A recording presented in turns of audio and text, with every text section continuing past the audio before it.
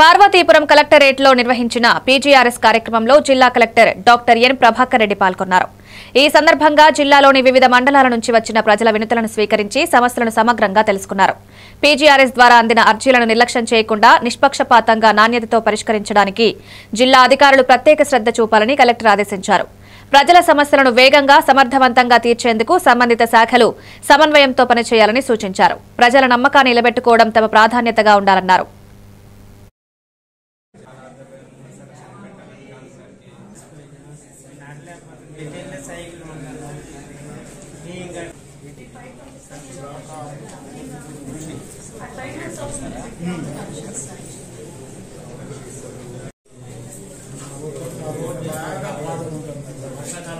డబ్బులు కట్టుకుంటారు current line